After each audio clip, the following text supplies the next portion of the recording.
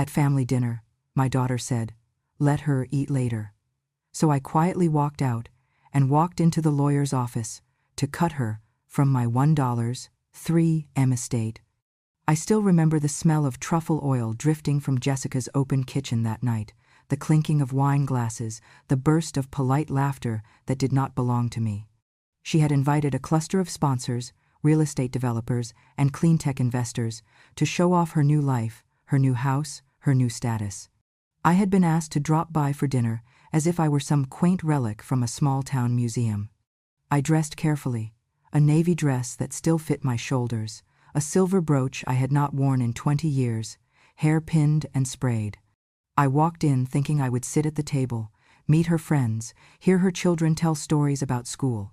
Instead, the moment I crossed the threshold, she took one look at me, at the shoes that had walked fish markets, at the hands still scarred from years of gutting and scaling, and her face hardened. "Kitchen," she said, almost under her breath but loud enough for everyone to hear. I hesitated, a foot still on the marble floor of her foyer, and she pressed a folded apron into my palm like it was a bill. "You're not even worth a dog," she hissed, eyes flicking toward her guests. "Either cook or get out of my sight." The sentence landed like a slap across my whole life. The room went quiet. I saw one man look at his watch, another woman glance at the chandelier. Not a single voice rose for me. I stood there, the apron soft in my hand, the smell of her perfume heavy as salt water. My grandson, sitting at the end of the table, opened his mouth as if to speak, then closed it again. I turned, walked down the hall, past the photos of her children, past the framed degrees, and out into the cold Ohio air. The sound of forks resumed behind me before the door even clicked shut. I sat in my car with the engine off, my hands gripping the steering wheel.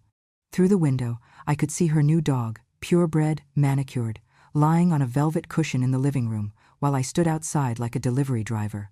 My stomach knotted, not from hunger but from a kind of old, wet shame. I had fed that girl with fish I could barely afford, sold off my wedding ring to buy her first laptop, walked miles to the bus stop in snow that cracked my heels just so she could take ballet. And now she measured me against a dog and found me less. For a moment I wanted to knock on the door and demand she take it back, but then another thought arrived, slow and clean. I started the car, turned the headlights on, and drove home without a word. All night I lay awake, listening to the old refrigerator hum. I saw my husband's face as he had looked before he left, the day Jessica was born. I smelled again the cold dawns at the market, my gloves stiff with ice, my back bent over crates of catfish and tilapia. I thought of the time Jessica came home from school in tears because the boys called her fish girl and mimed pinching their noses. I had held her and promised, "One day you'll be proud." Maybe she never had been. Maybe I had been proud enough for both of us. But now, as the clock glowed 3:17 a.m., I realized something sharp. Pride without respect is just another burden. She did not respect me. She did not even see me as a person. She saw me as a smell, a shadow, a pair of hands. That night, I didn't sleep. I lay on the couch, flipping through the album Jessica had left behind. Each picture, a birthday, a Christmas morning, a science fair, told a story she no longer claimed. I spoke aloud, to no one, just to the silence. "You were never ashamed of the cake I baked or the hands that held you when you were sick." The silence, heavy and listening, gave me back something I hadn't felt in years: certainty. By dawn, my decision had hardened like old nets. I brewed tea, put on my cleanest coat, and drove to the lawyer's office downtown before the sun had fully risen. "Mr. Colby," looked up from his desk when I walked in. Before leaving home, I had taken out the old envelope marked "Important" where I had stored our previous will, ID copies, and utility documents. I wanted no delay. I needed the law to hear me, this time in my own words. He had drawn up my will 5 years earlier. "Mrs. Brandt," he said, "this is a surprise." I placed my hands flat on his desk. "I want to make changes," I said. "Today." He pushed aside a stack of papers and nodded slowly. "Something happen?" "Yes," I said. "Enough happened." I told him, in as few words as possible, what had been said at the dinner. He winced but did not interrupt. He reached for my file and flipped it open. "We can remove her from the estate," he said. "Redirect assets, add contingencies." I watched his pen hover above the paper, waiting for my confirmation. And then I felt the heat rise in my chest, not from shame this time, but from a kind of fierce, clean justice I had never allowed myself. If she could humiliate me in front of strangers, I could reclaim my story in front of the law. If this story stirred something in your heart, if you've ever been told to stay quiet, to accept less, or to endure what felt unbearable, then I ask you, let the world hear us. Smash that hype button. Not for anger, not for pity, but because stories like this matter. They remind us that even those who smell of fish can carry the scent of strength. Your support keeps these stories alive, echoing far and wide. Thank you for standing with us. Keep listening. Because what came next was not revenge, it was recognition. I signed the first set of papers at 8:45 a.m. By 9, she was no longer named anywhere in my will. Over the years, I had lived frugally. After selling the old family house and moving into a smaller apartment, the leftover insurance from my husband, along with compounded retirement savings and a small inheritance from my aunt, had quietly grown. It wasn't sudden wealth. It was careful survival. The $1.3 million that had been meant for her was now marked undisclosed beneficiary, pending my final decision. Mr. Colby slid the folder back to me. "Do you want to notify her?" he asked. "Not yet," I said. "I want her to find out the way I found out, publicly." He nodded. "It's your right." I stood, buttoned my coat, and stepped back into the morning. The sky was pale and brittle, the kind of cold that stings your teeth. But for the first time in years, I felt warm. Driving home, I passed the market where I used to work. The sign was faded now, the awning ripped, but I could still see myself 20 years younger, hauling buckets, slipping on ice, saving coins in a jar to buy Jessica's textbooks. I pulled into the parking lot and sat there for a moment, watching a younger woman unload crates of fish from a truck, her gloves wet, her eyes tired but steady. She looked up and met my gaze. I lifted my hand in a small salute. She smiled back, not knowing who I was, just another old woman in a car. But in that moment I remembered something I had forgotten. Dignity is not given by children, or sponsors, or applause. It is earned in the dark hours, in the cold, when no one is watching. When I reached home, the answering machine blinked. A message from Jessica. "Mom, where did you go?" the guests were asking. Her voice was sugar over stone. "You really embarrassed me walking out like that. Call me back." I erased it without listening to the end. Then, I sat down at my kitchen table, opened my notebook, and began to write everything I had never said. Not as an apology, as a record.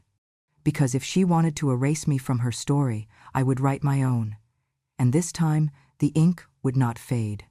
There was a time when my world began and ended at the fish market. 17 years of my life were measured in pounds of tilapia and catfish, wrapped in newspaper and ice, carried across cracked pavement and sharp mornings. I worked 6 days a week at the docks, arriving before sunrise, leaving long after the last customer. I did not have time for dreams or vacations or pretty things. I had Jessica. When she was little, she would wait for me by the window, her tiny hands pressed against the glass. I would come home smelling like salt, fish guts, and the bitter metallic scent of scales. She would wrinkle her nose and say, "Ew," but then run into my arms anyway. I thought that was love, acceptance in spite of the stink. But as she grew older, the ew stayed longer. It began to sound less like a child teasing her mother and more like a wall being built, brick by brick. When she was 10, a boy at school shouted across the cafeteria, "Hey, fish girl, does your mom live in a boat?" The entire table laughed. Jessica came home that day and refused to hug me. She said my jacket made her sick. I threw it in the wash 3 times that night. The smell never really left, neither did the shame. I started bringing a change of clothes and perfume in a plastic bag, spraying myself down before walking into parent-teacher conferences. Still, I saw the way the other mothers looked at me, their tailored coats, their manicured nails, their noses twitching ever so slightly. One even asked me once, "And what do you do, dear?" with a smile so tight it could slice paper. I replied, "I sell dignity by the pound," and walked away before I embarrassed Jessica further. She was a smart girl, got into honors classes, joined the debate team, read books thicker than bricks. I made sure she had every notebook, every outfit, every lunch packed with care. I stayed up nights fixing broken appliances so we would not have to pay a handyman. I took on extra shifts when she wanted to go to summer camp. She never knew how many times I went to bed without dinner, just to make sure she had everything. I never told her. That was my mistake. She started to ask me to drop her off 2 blocks away from school. "It's easier," she said. "Traffic is bad." But I knew. I saw the way she flinched when classmates waved at us. I saw the way she wiped her seat after I got out of the car. One day, when she was 16, she came home holding a flyer. It was for a summer program in New York, young entrepreneurs, public speaking, networking with CEOs. It cost more than 3 months of my pay. I smiled and said, "We'll find a way." I sold my wedding earrings. I borrowed money from a friend I had not spoken to in years. I cleaned houses on Sundays, knees aching, just to cover the deposit. When Jessica came back, she was radiant. She spoke with a new accent, a new tone. She told me I needed to rebrand myself, said that being poor was not an identity. I laughed. "What do you mean?" I asked. "I mean," she said, "you do not have to look like you just came from the docks." I had stopped working at the fish market by then. My hands could not take the cold anymore. The joints in my fingers had started to lock in winter, and my back ached every time I bent. A neighbor told me the bakery down the street was hiring. It paid less, but it was indoors, and the air smelled of bread instead of fish. I took the job without hesitation. I had moved on to working at a bakery, where the air smelled of cinnamon instead of mackerel, but still, the fish lingered. In my nails, in my pores, in her memory. She applied to college with essays about overcoming childhood shame. I only saw one of them, printed out and left on the table by mistake. It said, "My mother worked in a trade that clung to our lives like a shadow. It was not just her hands that smelled, it was my future." I stared at those words until the page went blurry. I folded it back up and never mentioned it. Years later, when she landed her first big job, I brought her flowers. She opened the door wearing a silk robe and smiled, distracted. "Thanks, Mom," she said, without hugging me. I placed the bouquet on the table and noticed something else. Receipts from a cosmetic clinic. A few weeks later, she told me she had fixed her nose. "The bump is gone," she said. "I finally look like I belong in the city." I reached up instinctively, touched my own face. My nose, wide and flat at the bridge, the same one her grandmother had, the same one Jessica used to kiss in the morning before school. She laughed, but not kindly. "Relax, it is not like it was genetic gold. You should thank me. The bloodline just got upgraded." That night, I sat alone with my tea, turning over the receipt she had left behind.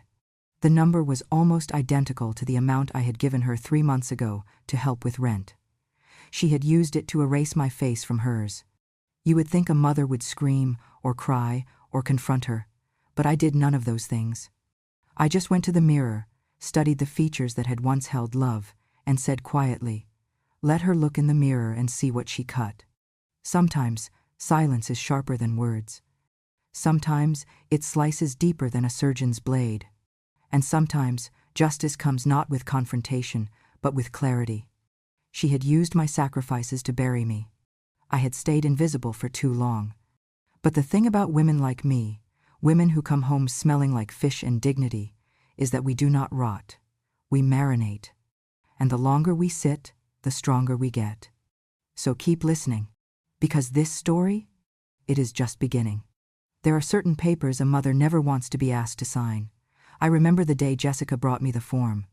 It was wrinkled, highlighted, with little arrows pointing to blank spaces where I was supposed to put my name.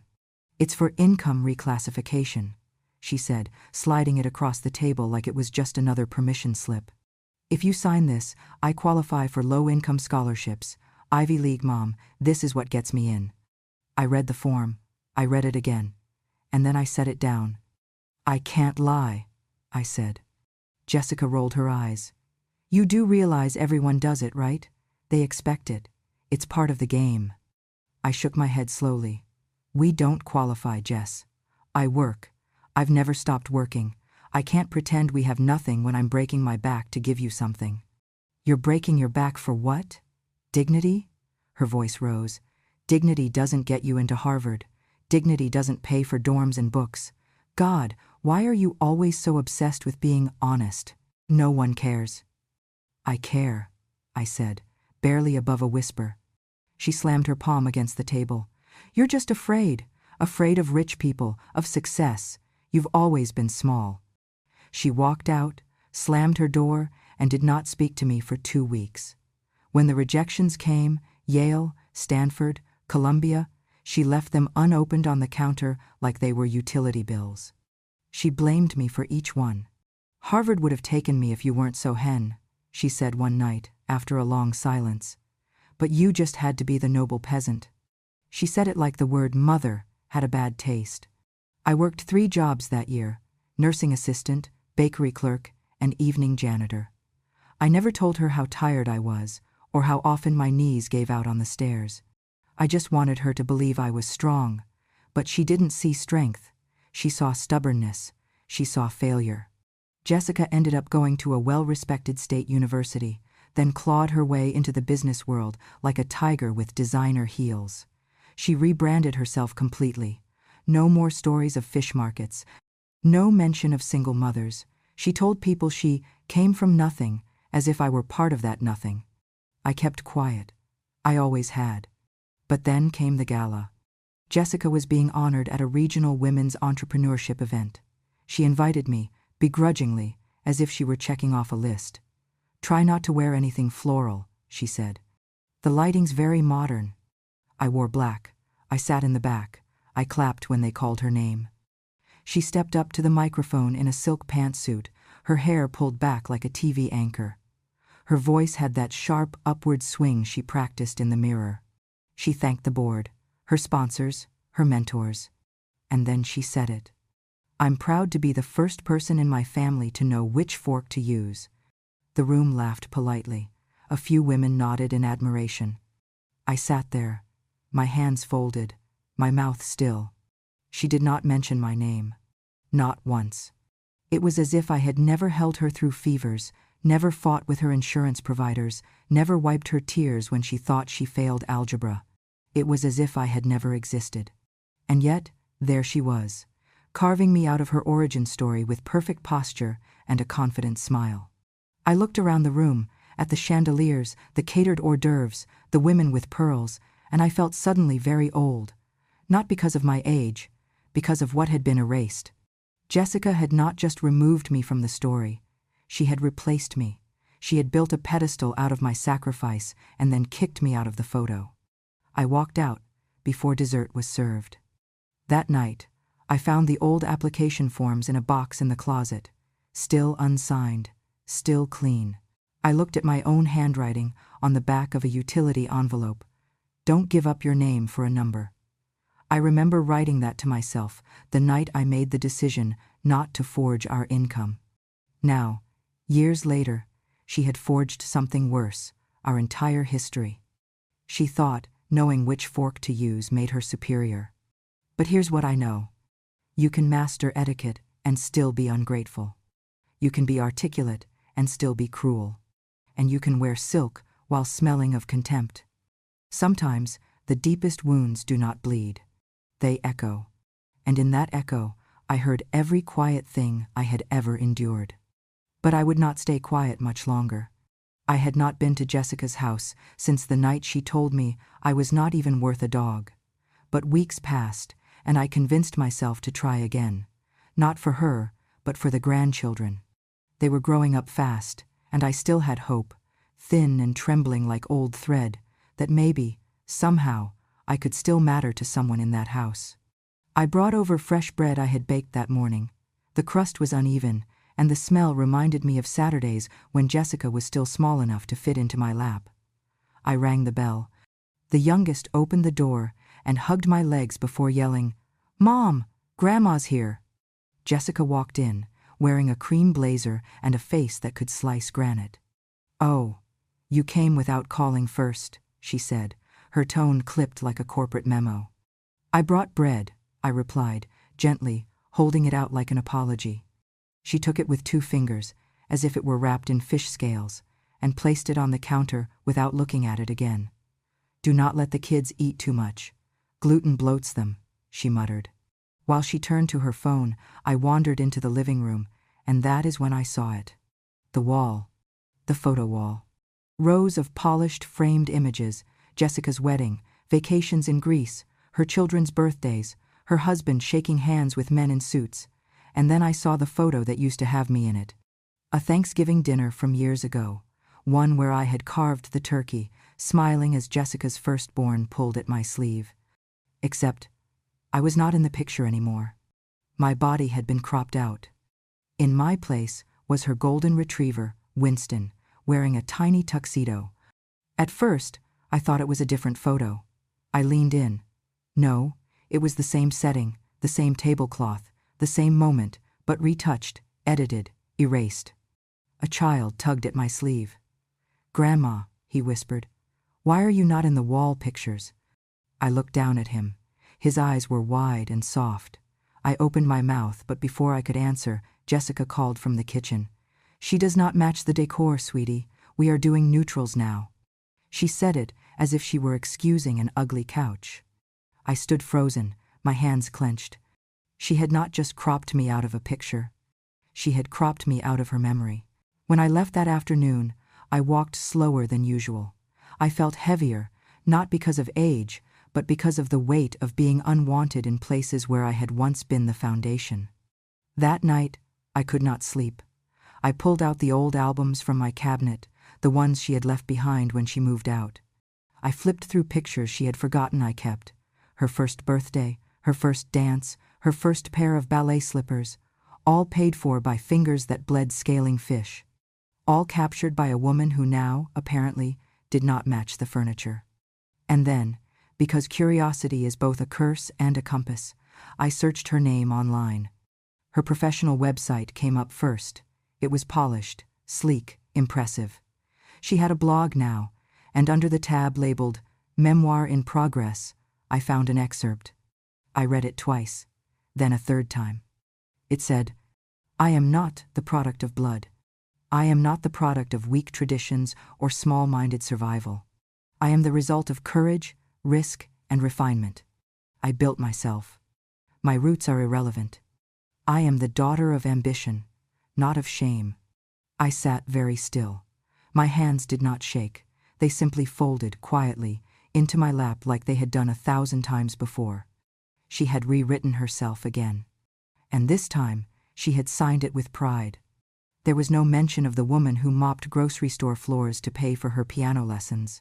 No mention of the woman who slept sitting up on a hospital chair when Jessica had pneumonia at 8.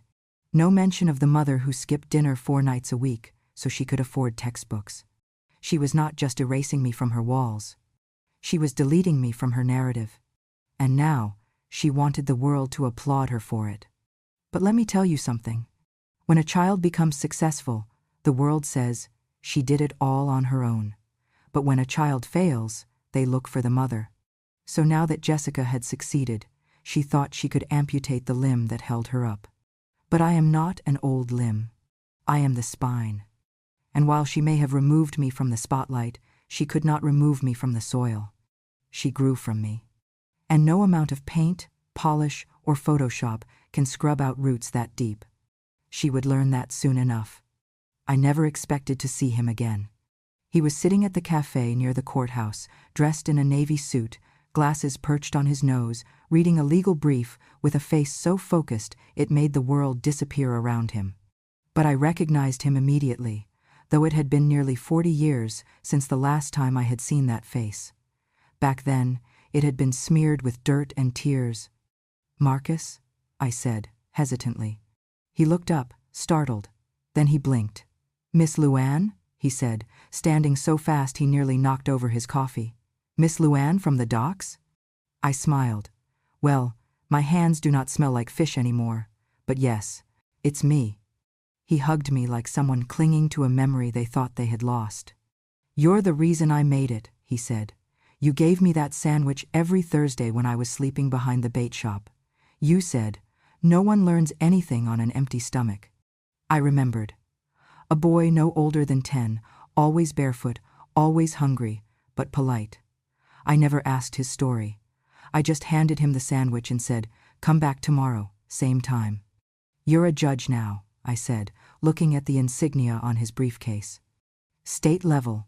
Civil court. Not bad for a kid with nothing.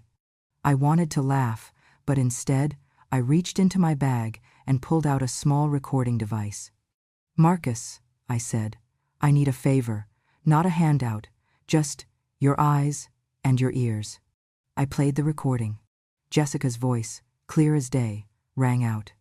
She's just the maid who birthed me. I only keep her around because pity looks good in fundraising speeches. The words hung in the air like poison.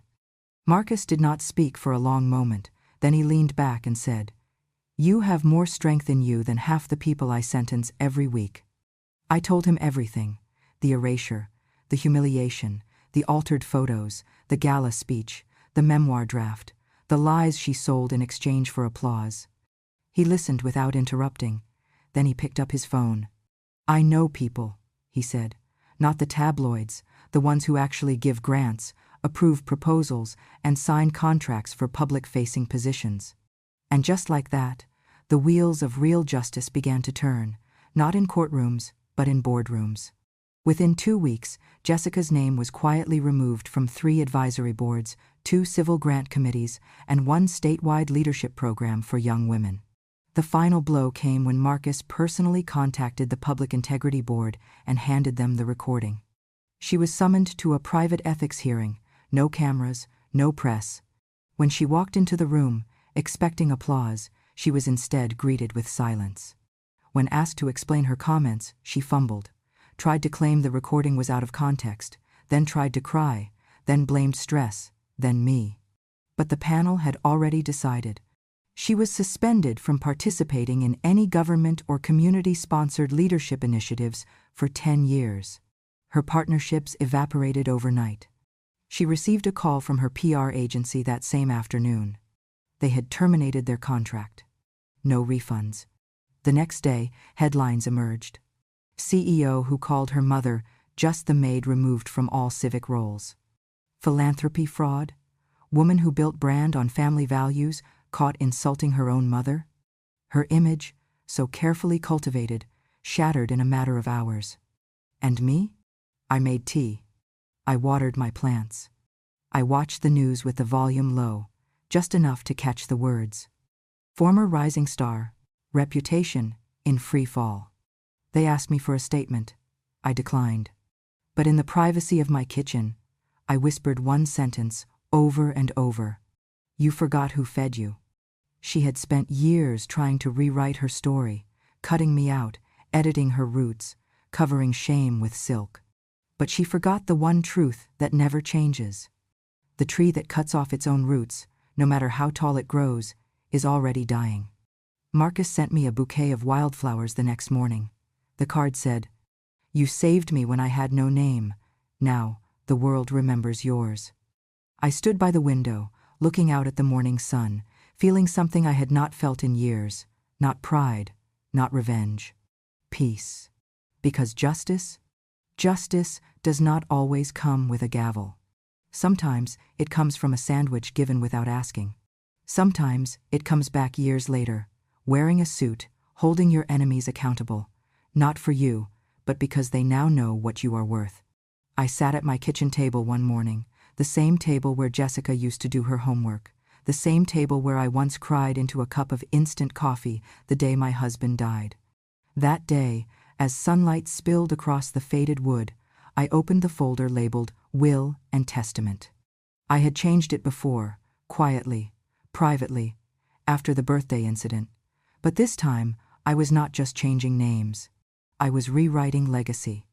I removed Jessica entirely, not out of spite, out of clarity. And in her place, I wrote the name Violet Anders. Violet had been my neighbor once, back when we both had young daughters and even younger husbands. Her husband left her for a woman 10 years younger. Mine died suddenly on a Tuesday afternoon. We were both widowed in the same year, both left scrambling to rebuild our lives, with only grit and borrowed time. Violet became a teacher. I sold fish. But when my roof caved in during a storm, she was the one who let me and Jessica sleep on her couch for 2 weeks. She did not ask for rent. She just made tea and whispered, "We'll make it through, Luann. You're not alone."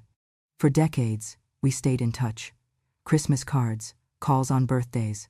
She always sent a check for Jessica's college fund, small but sincere. Jessica never thanked her. So when I rewrote my will, it felt right. Violet did not know. She would not find out unless something happened to me. But the thought of her being able to help other women the way she helped me, that gave me peace. The amount? $1.3 million. Jessica would have spent it on brand campaigns and skin treatments. Violet would plant something that grew. And she did. Because 3 months later, after my attorney filed the final documents, I received an invitation in the mail. It was written in Violet's delicate handwriting, the same I had admired in every note she had ever sent me. Join us for the groundbreaking of the Luann Center, Job Skills for Women Over 50. She had used the money to launch a training facility for women like us, forgotten, underpaid, dismissed. Women who still had fight left in them, just no place to aim it. I cried for a long time that night. But the peace did not last. Jessica found out. She stormed into my house, holding a printout of the probate filing like it was a death certificate. Her voice shook the windows. "You gave it away?" she shrieked. "To that woman? You're senile. This is elder abuse." "I gave it," I said softly, "to someone who never treated me like trash." She looked at me like I had slapped her. "I built my brand on strength, on legacy," she hissed. "Do you know what it'll do to my image if people find out you disinherited your own daughter?" "I think they already know who you are," I said. She filed the lawsuit the next day, claimed I was mentally unfit, tried to freeze my assets, said I had been manipulated. Court took place in a narrow room with linoleum floors and fluorescent lights. Her lawyer tried to present my will as irrational, citing my age, old prescriptions, even a parking ticket from 3 years ago. But then Marcus took the stand, and the courtroom listened, not to my wrinkles, but to my record. But here is the thing about trying to erase a woman who has spent her life being invisible. Eventually, she learns how to leave evidence. Marcus, the judge, my old sandwich boy, testified that I was of sound mind, of sound memory, and of sound judgment. The court also played the recording again. "She's just the maid who birthed me." The courtroom went silent. Jessica flushed, tried to explain, tried to cry, tried to pivot. It did not work this time. The judge looked at her with eyes that had seen too many lies and ruled against her. Jessica not only lost the challenge, she was deemed unfit for guardianship due to her recorded statements, her pattern of public deceit, and what the court described as emotional toxicity. She lost shared custody of her children. Her publicist dropped her. 2 of her corporate sponsors pulled their contracts, citing moral misalignment. That night, I lit a candle for her. Not out of love. Out of mourning for the daughter I raised who had become someone I no longer recognized. But I also lit one for Violet. And one for the women standing in line at the Luann Center, learning how to write resumes, run their own shops, start second lives at 60. Jessica always said I was stuck in the past. But she never understood. The past is where my strength was forged. And now? Now it was her future that had been undone. By her own words. By her own arrogance. By the woman she tried to erase. And still, I stand. Jessica always believed she was irreplaceable. She thought charisma was enough, that a perfect smile and a curated Instagram feed could shield her from consequence. But business is colder than family, and far less forgiving. When she returned to her company headquarters, she expected sympathy. What she found instead was silence. Her access badge no longer opened the executive elevator. Her nameplate had been removed from the office door. And the sleek leather chair she once referred to as my throne was already occupied by a woman from internal finance, a woman who had quietly kept the company alive while Jessica was busy branding her own downfall. The receptionist barely made eye contact. "Board meeting's over," she said curtly. Jessica stood in the lobby for 20 minutes, waiting for someone, anyone, to acknowledge her. No one did. Eventually, her assistant walked by, eyes wide with discomfort. "I was told not to forward your calls," she said softly, before hurrying away. Emails went unanswered. Partnerships were suspended, pending internal review. Brand ambassadors removed her name from bios. One sponsor posted a vague but pointed update. "We stand with women who uplift, not those who erase." Even her closest allies refused to return her calls, so she called me. It was 10:43 p.m. when the phone rang. I almost did not answer, but my old habits, deep ones, mother ones, still stirred. I picked up. For a moment, I heard only breathing.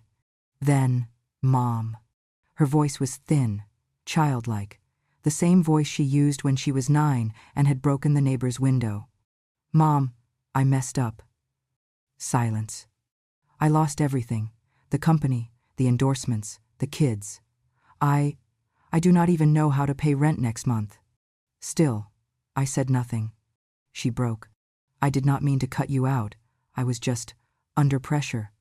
Everyone said the brand needed a clean story. You would not understand. You have never had to manage an image." There it was again. Image. Always more important than truth. I waited until her crying turned into hiccups. Then I said, very gently, "Do you remember that Thanksgiving picture?" More silence. "The one where I was carving the turkey and you stood next to me in your little red dress?" "Yes." "You replaced me with your dog." You erased your own mother." "It was just a joke, I was. And now, I am just stepping back, not out of anger, not out of revenge, just peace." She gasped. "Please do not say that. I have nothing left." I looked out my window, the garden bathed in moonlight. "You once said I smelled like dead fish," I whispered, "but fish spoil when they are cut off from the bone." She did not answer. So I added, quietly, "You are learning that now." She sniffled. "What am I supposed to do?" "I do not know, Jessica. Maybe start where you ended me. Maybe learn how to make something that lasts." I did not hang up. But I did not say anything more. Eventually, she did. "I'm sorry," she said, her voice cracking. "But apologies, like spoiled fish, have an expiration date." And hers had come far too late. The days move slower now. Not because I am old, though I am, but because, for the first time in decades, I am not rushing to keep something alive, no fish to scale, no floors to scrub, no daughter's approval to chase like a shadow that always moved a step further away. I live now at the Second Act Center, the place Violet built with the money I left her in my will, though I am still here to see it bloom. She named it that because she said we all deserve a second act, especially women who were told their best years ended at 30, or when the last child left, or when a husband died and no one looked back. They call me Miss Luann here. But the kids? They call me Granny Fish. They mean it sweetly. Every afternoon, a few of them gather around the wide bench under the lemon tree where I like to sit, and they ask me to tell the story again. "The one about the fish, Granny." So I tell them. About the woman who woke up at 3:30 a.m. for 17 years to gut fish, just so her daughter could wear clean shoes to school. About how the bus driver used to wrinkle his nose when I stepped aboard. About how the math teacher once called Jessica into the hallway and said, "Tell your mother to use perfume, dear." And I tell them how I never said a word back, not once. I just kept cutting, kept wrapping, kept working. Because I believed that if I stayed quiet and did everything right, it would all be worth it. Now, the kids laugh at the old fish jokes, not cruelly, not like their parents did. One boy leaned against my shoulder once and said, "You smell like sunshine and bread, not fish." And I cried. Not loud. Just enough for him to say, "Did I say something bad?" I shook my head and whispered, "No, sweetheart, you said something beautiful." At the front gate of the center, Above the old wooden arch Violet insisted we keep is a sign carved by hand from reclaimed cypress wood. It reads, "Here, those once called maids are greeted with gratitude." Every time I pass under it, I straighten my back. I no longer smell of fish, but if I did, it would not be shame, it would be proof. Proof that I fed someone who later bit the hand that fed them. And proof that I could still feed others.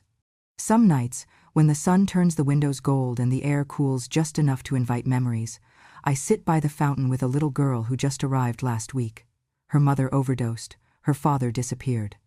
She does not speak much yet, but she clings to me like she has always known me. I held her close yesterday as she slept against my arm, her hair still smelling faintly of shelter soap. A volunteer passed by and smiled, whispered, "That one already thinks you're hers." Maybe she is. Maybe they all are. Now. Maybe that is what daughters should be. Not inherited by blood, but by love. When Jessica's name appears in the news now, it is in articles no one finishes reading. The algorithms are tired of her face. The people have moved on. She once said I did not belong in her world. But the truth is, she never belonged in mine. And as the light dipped lower, painting the courtyard in soft oranges and tired pinks, I rocked the little girl gently and whispered words I had been saving for years. "You said I was worth less than a dog." I paused, smoothing her blanket. "Maybe you were right. Maybe I am not worth more than a dog." She stirred in her sleep. But I gave birth to someone who could bark better than she could love. The wind moved through the trees, soft and forgiving. And I smiled, not bitter, not angry, just free. If this story stirred something in your heart, if you have ever been overlooked, silenced, or underestimated, then you already know justice does not always wear a robe, and love does not always come from those who share your name. It comes from the quiet ones. The ones who fed others while going hungry, who got erased from pictures but never from memory, who smelled of fish but carried the soul of steel. This is not just my story. It is the story of countless women whose sacrifices were mocked, whose love was mistaken for weakness, and whose silence held back hurricanes. And if you want more stories like this, real stories, true stories, told from the porch of a quiet life, please support our journey.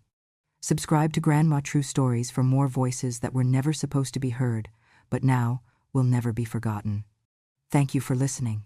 And remember, revenge has no expiration date. And when a grandma speaks, the world listens.